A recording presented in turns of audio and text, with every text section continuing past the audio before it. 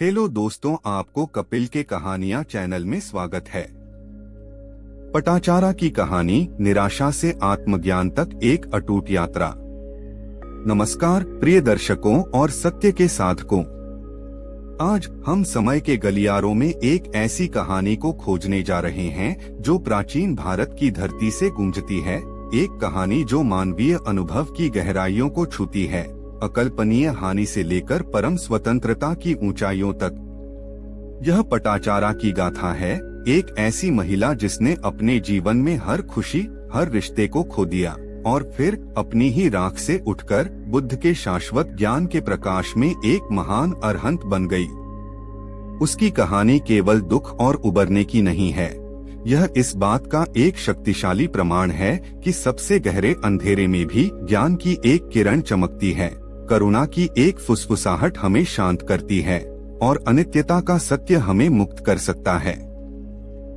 हमारे साथ इस अविश्वसनीय यात्रा पर चलें, जहां एक बिखरा हुआ जीवन परम शांति का प्रतीक बन गया। एक सुखी जीवन की सुनहरी सुबह। हमारी कहानी कोसल राज्य के हृदय में स्थित भव्य और समृद्ध शहर श्रावस्ती में शुरू होती है। यह व्यापार, संस्कृति और ज्ञान का एक संपन्न केंद्र था, जहां सड़कों पर जीवन की हलचल और व्यापारिक मार्ग पर कारवां की आवाजें गूंजती थीं। इसी शहर में एक धनी व्यापारी परिवार में एक सुंदर और लाडली बेटी ने जन्म लिया, जिसका नाम था पटाचारा। उसका बचपन खुशियों और समृद्धि से भरा था। उसे वे सभी सुख सुविधाएं मिली जिनकी कोई इच्छा कर सकता था, रेशमी वस्त्र, स्वादिष्ट भोजन और ढेर सारा प्यार। उसके माता पिता उसे अपने जीवन का प्रकाश मानते थे और उसके चेहरे पर हमेशा एक निश्चल मुस्कान रहती थी। जैसे जैसे पटाचारा एक युवा महिला के रूप में विकसित हुई, उसकी सुंदरता और भी बढ़ गई। उसकी आंखें जीवन के प्रति उत्साह से चमकती थीं और उसका दिल प्यार के लिए खुला था। जल्द ही उसे अपने लिए एक साथी मिल गया, एक ऐसा युवक जो उसके ही बराबर के कुल का था, बुद्धिमान और दयालु। उनके बीच का प्यार एक धीमी गति से जलने वाली लौ की तरह था, जो धीरे धीरे मजबूत होता गया और जल्द ही उन्होंने शादी कर ली। उनकी शादी भव्य थी, पूरे शहर ने उनकी खुशियों में हिस्सा लिया। उनके घर में खुशियां बसती थीं, जहां हंसी और प्यार हर कोने से गूंजता था। नियति ने उन्हें और भी खुशी से नवाजा जब पटाचारा ने एक स्वस्थ, सुंदर बेटे को जन्म दिया। उनके परिवार का सपना अब पूरा होता दिख रहा था। नन्हे शिशु की किलकारियां उनके घर को स्वर्ग बना देती थीं। वे एक आदर्श परिवार थे, एक दूसरे से प्यार करने वाले पति पत्नी और एक प्यारा सा बच्चा। जीवन सुंदर लग रहा था, एक ऐसी कविता की तरह जिसे शांति और आनंद के साथ लिखा गया था। हर सुबह एक नई शुरुआत थी और हर शाम प्यार और संतुष्टि से भरी हुई थी। उन्होंने भविष्य के सपने देखे और अधिक बच्चों के साथ एक खुशहाल और समृद्ध जीवन की कल्पना की। उनका जीवन एक ऐसी टेपेस्ट्री था जो सोने और चांदी के धागों से बुना गया था, हर धागा सुख और संतोष का प्रतीक था। लेकिन जीवन, जैसा कि हम जानते हैं, एक अस्थिर समुद्र है। यह कभी कभी शांत होता है, लेकिन कभी भी अप्रत्याशित रूप से तूफान उठ सकता है। पटाचारा अपने इस आनंदमय अस्तित्व में अभी तक इस बात से अनभिज्ञ थी कि जीवन की धाराएं कितनी अप्रत्याशित हो सकती हैं। नियति ने उसके लिए एक क्रूर पाठ रखा था, एक ऐसा पाठ जो उसे अनित्यता के कड़वे सत्य से अवगत कराएगा। अथाह हानि और दुख का भंवर। एक मनहूस दिन पटाचारा के पति को व्यापार के सिलसिले में दूर जाना पड़ा। उसने जल्द लौटने का वादा किया, लेकिन नियति के पास एक और योजना थी। जैसे ही वह यात्रा कर रहा था, आसमान से बिजली कड़की और मूसलाधार बारिश होने लगी। एक भयानक तूफान आ गया, नदियों में बाढ़ आ गई, हवाएं गरजने लगीं और पृथ्वी भी कांपने लगी। दिन हफ्तों में बदल गए, लेकिन उसका कोई पता नहीं था। पटाचारा का दिल चिंता से भारी हो गया। एक ठंडी दर्दनाक आशंका उसकी आत्मा में रेंगने लगी। फिर विनाशकारी खबर आई जिसने उसके जीवन के आधार को हिला दिया। उसके प्यारे पति को उफनती बाढ़ के पानी ने बहा दिया था। उसका जीवन जो इतनी उम्मीदों से भरा था, दुखद रूप से अथाह नदी में समा गया था। पटाचारा की दुनिया उसके चारों ओर रेत के महल की तरह ढह गई। उसका दुख पूर्ण था। उसकी आत्मा में एक गहरा दर्दनाक घा। उसने अपने शिशु पुत्र को अपनी बाहों में जकड़ लिया। वह उसकी एकमात्र शेष सांत्वना था। वह इस संवेदनहीन क्षति को समझने की कोशिश कर रही थी। वह बार बार खुद से पूछती थी, ऐसा कैसे हो सकता है? मेरा जीवन इतना क्रूर क्यों है? लेकिन ब्रह्मांड, ऐसा लगता था, अभी तक अपने क्रूर पाठों के साथ नहीं हुआ था। इस भयानक त्रासदी के बाद पटाचारा को अपने माता पिता को इस दुखद समाचार से अवगत कराने की एक हताश आवश्यकता महसूस हुई। उसने अपने युवा बेटे को अपनी बाहों में लिए अपने बचपन के घर की ओर एक खतरनाक यात्रा शुरू की। रास्ता कठिन था, उसका दिल बोझिल था, उसका शरीर थका हुआ था। फिर भी उसने उम्मीद की एक पतली सी किरण के साथ आगे बढ़ती रही कि उसके माता पिता उसे कुछ सांत्वना दे सकते हैं। लेकिन नेति के पास अभी और भी क्रूरता थी। रास्ते में एक और त्रासदी ने उसे घेर लिया। जब वे एक छोटी सी धारा को पार करने की कोशिश कर रहे थे, एक अचानक अप्रत्याशित धारा ने उसके बच्चे को उसकी पकड़ से छीन लिया, उसे तेज पानी में बहा ले गया। पटाचारा की चीखें निर्जन परिदृश्य में गूंज उठीं, लेकिन कोई जवाब नहीं आया। उसका शिशु, उसका अनमोल बेटा चला गया। उसकी आत्मा का एक और हिस्सा उससे छीन लिया गया था। पूर्ण सदमे और अकल्पनीय दर्द की स्थिति में वह अपनी यात्रा जारी रखी, अपने आसपास के प्रति मुश्किल से सचेत थी। वह लड़खड़ाती रही, एक प्रेत अंग जहां उसका बच्चा एक बार था। उसका मन दुख के अथक हमले से ग्रस्त था। वह चल रही थी, लेकिन उसे पता नहीं था कि वह कहाँ जा रही थी, केवल खालीपन और दर्द के साथ। जब वह अंततः अपने परिवार के गांव पहुंची, तो एक नया और भी भयानक डर उसका इंतजार कर रहा था। उसका घर, जो कभी गर्मी और सुरक्षा का केंद्र था, अब राख में बदल गया था। एक आग, नियति का एक और क्रूर मोड़ ने सब कुछ भस्म कर दिया था। और उन राख के भीतर उसके प्यारे माता पिता और उसके भाई के अवशेष पड़े थे, जो उस भयानक आग की लपटों में फंस गए थे। एक ही भयानक क्षण में पटाचारा ने सब कुछ खो दिया था। उसका पति, उसके 2 बच्चे, उसके माता पिता, उसका भाई और उसका घर। उसका अतीत, वर्तमान और भविष्य, सब कुछ। इस संचयी हानि का भार उसके मन के लिए बहुत अधिक था। उसका मानसिक संतुलन टूट गया। वह पागल हो गई। उसके कपड़े फटे हुए थे, उसके बाल बिखरे हुए थे और उसकी चीखें, जो अब केवल मानसिक थीं, उसके असहनीय दर्द को गूंज रही थीं। वह अब पटाचारा नहीं थी, अनुग्रह और खुशी की महिला। वह कच्चे, बेलगाम दुख का प्रतीक थी। एक आत्मा पूरी तरह से खो गई थी, अपने ही दर्द के जंगल में अकेली भटक रही थी। लोग उससे दूर भागते थे, उसे पागल समझकर। बुद्ध से मिलन और ज्ञान की पहली किरण। पटाचारा सब कुछ खोकर सड़कों पर एक पागल औरत की तरह भटकती रही। उसके बाल अस्त व्यस्त थे, उसके कपड़े गिर रहे थे, उसका मन उसकी हानि की गूंज से ग्रस्त था। लोग उसे घूरते थे, कुछ दया से, कुछ डर से, लेकिन कोई भी उसे उसके गहरे निराशा में नहीं पहुंच सका। वह अपनी खुद की बनाई हुई दुनिया में खो गई थी, दुख और खालीपन की दुनिया में, जहां केवल उसके आंसू और उसकी चीखें ही उसकी साथी थीं। वह बिना किसी दिशा के भटकती रही, एक मृत आत्मा की तरह जीवित। उसकी बेतरतीब भटकना अंततः उसे जेतवन मठ ले गया, जो उस समय बुद्ध के निवास का स्थान था। मठ के भीतर हवा में एक अदम्य शांति थी, एक शक्तिशाली करुणा का आभा जो बाहरी दुनिया की अराजकता को पार कर गया था। बुद्ध शांत और अडिग एक प्रवचन दे रहे थे। उनकी आवाज प्रेम और ज्ञान से गूंज रही थी। अपनी पागलपन की गहराई में भी कुछ ने पटाचारा को उनकी ओर खींचा। बुद्ध ने अपनी असीम करुणा से उसके दुख को देखा।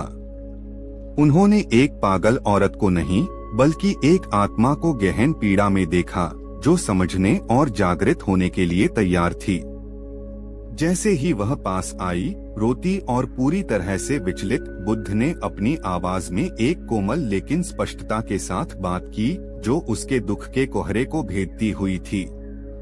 बुद्ध शांत, स्पष्ट और करुणामय आवाज, बहन, अपनी चेतना पुनः प्राप्त करो, अपनी इंद्रियों में आओ। इस दुख से तुम्हें कोई नहीं बचा सकता बिना इसके सच्चे स्वरूप को समझे। तुम्हारी व्यथा सच्ची है, लेकिन तुम्हें इसे पार करने की आवश्यकता है। बुद्ध के शब्द एक ठंडी, स्पष्ट धारा की तरह पटाचारा के जलते हुए मन को शांत कर गए। कई दिनों में पहली बार पटाचारा ने सुना। बुद्ध के शब्द निंदा नहीं थे, बल्कि एक निमंत्रण थे, जागने का निमंत्रण, अपने तत्काल दर्द से परे देखने का। उन्होंने उसे खुद को ढकने के लिए एक वस्त्र दिया, जो केवल उसके शारीरिक नग्नता को ही नहीं, बल्कि उसके मानसिक और आध्यात्मिक नग्नता को भी ढकने का प्रतीक था।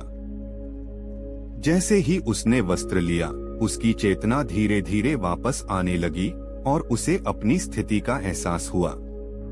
उसने जो कुछ भी किया था, उस पर उसे तीव्र शर्मिंदगी महसूस हुई, लेकिन बुद्ध की आंखों में उसने केवल करुणा देखी। फिर बुद्ध ने उसे अनित्यता के मौलिक सत्य को समझाना शुरू किया, जो सभी अस्तित्व का मूल नियम है। उन्होंने बताया कि इस संसार में सब कुछ, हमारे प्रियजन, हमारी संपत्ति, हमारी खुशियाँ, हमारे दुख, यहाँ तक कि हमारा अपना शरीर, परिवर्तन, क्षय और अंतः समाप्ति के अधीन है। उन्होंने समझाया कि जन्म के बाद मृत्यु होती है, खुशी दुख के साथ जुड़ी होती है, और हम जिस भी चीज से चिपके रहते हैं, वह अंततः हमें पीड़ा देगी जब वह हमसे अलग हो जाएगी। तुम्हारी राह अनोखी नहीं है, बुद्ध ने धीरे से समझाया। अनेक आत्माएं इस हानि के मार्ग पर चली हैं। तुमने अपने प्रियजनों के लिए अनगिनत जन्मों में जो आंसू बहाए हैं, वे 4 महान महासागरों के पानी से भी अधिक हैं। हर जन्म में हम खोते हैं और हर बार हम रोते हैं, लेकिन यह चक्र तभी टूटता है जब हम मोह को छोड़ देते हैं, जब हम यह समझते हैं कि बंधन ही दुख का मूल कारण है। उन्होंने उसके दर्द को खारिज नहीं किया, बल्कि इसे एक बड़े सार्वभौमिक संदर्भ में रखा। उन्होंने उसे दिखाया कि उसका दुख, हालांकि व्यक्तिगत रूप से तीव्र था, एक साझा मानवीय अनुभव भी था, अस्तित्व की भव्य टेपेस्ट्री का एक हिस्सा था।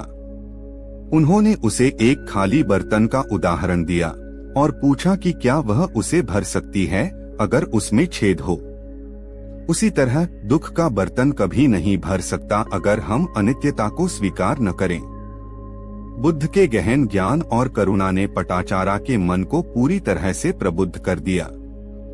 जैसे एक शक्तिशाली नदी अपने किनारे तोड़ देती है, वैसे ही उसके मन से अज्ञानता और भ्रम का बांध टूट गया। उसने दुनिया को अब केवल दर्द के स्रोत के रूप में नहीं, बल्कि धर्म के नियमों के अनुसार चलने वाले एक परिवर्तनशील क्षेत्र के रूप में देखना शुरू कर दिया। अनित्यता का सत्य, जो कभी आतंक और दुख का स्रोत था, अब मुक्ति की कुंजी बन गया। उसने देखा कि उसका दुख उसकी आसक्ति का ही परिणाम था, और यह कि उस आसक्ति को छोड़कर ही वह मुक्त हो सकती है। संघ में प्रवेश और अर्हतत्व की प्राप्ति। बुद्ध के शब्दों में गहन सत्य और उनके द्वारा सुझाए गए मार्ग को पहचानते हुए पटाचारा ने संघ में शरण मांगी, जो बौद्ध भिक्षुओं और भिक्षुणियों का समुदाय था। उसने अपने पूर्व जीवन को त्याग दिया, निराशा से नहीं, बल्कि दुख से सच्ची, स्थायी स्वतंत्रता की गहरी लालसा से। उसे भिक्षुणी के रूप में दीक्षा दी गई और उसने खुद को ध्यान और धम्म के गहन अध्ययन और अभ्यास के लिए समर्पित कर दिया। एक भिक्षुणी के रूप में पटाचारा की यात्रा अथक प्रयास और अटूट प्रतिबद्धता की थी। उसने अपने गुरुओं के मार्गदर्शन में अनित्यता के स्वभाव पर गहराई से ध्यान किया। उसने अपने भीतर और बाहर दोनों ओर सभी घटनाओं के उदय और पतन का अवलोकन किया। उसने जीवन और मृत्यु के चक्र पर, भावनाओं की क्षणिक प्रकृति पर और चिपके रहने की अंतिम शून्यता पर चिंतन किया। वह हर सांस के साथ, हर विचार के साथ अनित्यता का अनुभव करती थी। उसने अपने शरीर को बदलते हुए देखा, अपने विचारों को आते जाते देखा और उसने उन सभी चीजों से अपनी आसक्ति छोड़ दी जिनसे वह कभी चिपकी हुई थी। अपने अटूट अभ्यास, गहन अंतर्दृष्टि और अटूट दृढ़ संकल्प के माध्यम से पटाचारा ने अंततः सर्वोच्च आध्यात्मिक प्राप्ति अर्हतत्व को प्राप्त किया। उसने सभी मानसिक क्लेशों, अशुद्धियों, लालच, घृणा और अज्ञानता को पूरी तरह से मिटा दिया था। उसने दुख को पार कर लिया था, जन्म और मृत्यु के चक्र को तोड़ दिया था और परम मुक्ति प्राप्त कर ली थी। वह अब दुख या आसक्ति के चक्रों से बंधी नहीं थी, वह वास्तव में मुक्त थी, एक ऐसी अवस्था में जहां केवल निर्वाण का परम आनंद था। वह अब केवल पटाचारा नहीं थी, वह अरहंत पटाचारा थी, जिसकी आत्मा ने परम शांति पाली थी। ज्ञान का प्रकाश स्तंभ और स्थायी विरासत। पटाचारा वह महिला जिसने एक बार सब कुछ खो दिया था, बुद्ध के संघ में एक अनुकरणीय और अत्यंत सम्मानित व्यक्ति बन गई। दुख के अथाह गर्त से आत्मज्ञान की ऊंचाइयों तक की उसकी अपनी अविश्वसनीय यात्रा ने उसे उन लोगों को मार्गदर्शन करने के लिए विशिष्ट रूप से योग्य बना दिया जो हानि और दुख से जूझ रहे थे। उसकी कहानी, उसकी शिक्षाएं, उसके जीवन का हर क्षण दूसरों के लिए प्रेरणा का स्रोत बन गया। वह अपनी गहन सहानुभूति और ज्ञान के साथ धम्म को पढ़ाने की अपनी क्षमता के लिए प्रसिद्ध हो गई, खासकर उन लोगों को जो पीड़ित थे। उसने अनगिनत व्यक्तियों को यह समझने में मदद की कि यद्यपि हानि जीवन का एक अपरिहार्य हिस्सा है, दुख एक ऐसा चुनाव है जिसे ज्ञान, स्वीकृति और अनित्यता के सत्य को आत्मसात करने के माध्यम से पार किया जा सकता है। उसकी शिक्षाएं सरल लेकिन गहरी थीं, अक्सर रोजमर्रा के उदाहरणों के माध्यम से जीवन की क्षणभंगुरता को दर्शाती थीं, ठीक वैसे ही जैसे बुद्ध ने उसके लिए किया था। उसने लोगों को सिखाया कि कैसे अपनी आसक्तियों को छोड़े और कैसे आंतरिक शांति प्राप्त करें जो बाहरी परिस्थितियों से अप्रभावित रहती है। पटाचारा की विरासत आज भी गूंजती है, समय और संस्कृति को पार करती हुई। उसकी कहानी हमें याद दिलाती है कि दुख चाहे कितना भी भारी क्यों न हो, गहन आध्यात्मिक जागृति का उत्प्रेरक हो सकता है। यह सभी चीजों की क्षणिक प्रकृति को समझने के माध्यम से है कि हम वास्तव में जीवन की बहुमूल्यता की सराहना कर सकते हैं और एक आंतरिक शांति विकसित कर सकते हैं जो बाहरी परिस्थितियों से अप्रभावित रहती है। उसकी यात्रा हमें यह भी सिखाती है कि करुणा ही वह कुंजी है जो हमारे अपने दुख को समझने और दूसरों को उनके दुख से निकालने में मदद करती है। निष्कर्ष, पटाचारा की कहानी सिर्फ एक दुख की गाथा नहीं है, बल्कि मानवीय आत्मा की लचीलेपन और परिवर्तन की क्षमता का एक शक्तिशाली प्रमाण है। विनाश के गहरे गर्त से लेकर परम मुक्ति तक की उसकी यात्रा हमें अमूल्य सबक प्रदान करती है। अनित्यता को अपनाएं, जीवन परिवर्तन का एक निरंतर प्रवाह है। इस सत्य को स्वीकार करने से हमें अनावश्यक दुख से मुक्ति मिल सकती है जो हम आसक्ति के कारण पैदा करते हैं। दुख में करुणा, जब हानि का सामना करना पड़ता है तो स्वयं और दूसरों के लिए करुणा एक शक्तिशाली मरहम है। यह हमें अकेलेपन से बाहर निकालता है और हमें दूसरों से जोड़ता है। ज्ञान का मार्ग, सच्ची स्वतंत्रता वास्तविकता की प्रकृति को समझने में निहित है, जैसा कि बुद्ध जैसे प्रबुद्ध प्राणियों द्वारा सिखाया गया है। यह हमें भ्रम से मुक्ति दिलाता है। आत्मा का लचीलापन, अकल्पनीय हानि के बावजूद मानवीय आत्मा में ठीक होने अनुकूलन करने और गहरी स्थायी शांति खोजने की क्षमता होती है। साधना का महत्व, नियमित अभ्यास और आत्मचिंतन हमें जीवन के उतार चढ़ाव को समझने और उनसे ऊपर उठने में मदद करते हैं। पटाचारा की विरासत हमें याद दिलाती है कि भले ही हमारी दुनिया बिखर जाए, टुकड़ों को ज्ञान और शांति के एक सुंदर मोज़ेक में फिर से व्यवस्थित किया जा सकता है। उसकी कहानी भीतर देखने, अस्तित्व की प्रकृति को समझने और हम में से प्रत्येक के भीतर रहने वाली अटूट शांति को खोजने का एक कालातीत निमंत्रण है। हमें उम्मीद है कि पटाचारा की यह प्रेरक कहानी आपको अपने जीवन में शांति और ज्ञान खोजने के लिए प्रेरित करेगी। यदि आपको यह कहानी पसंद आई है तो कृपया इसे लाइक करें, अपने दोस्तों और परिवार के साथ शेयर करें और हमारे कपिल के कहानियाँ चैनल को सब्सक्राइब करना न भूलें ताकि आप और भी ऐसी प्रेरणादायक कहानियाँ देख सकें। आपके विचार और अनुभव जानने के लिए हम आपकी टिप्पणियों का इंतजार कर रहे हैं। धन्यवाद।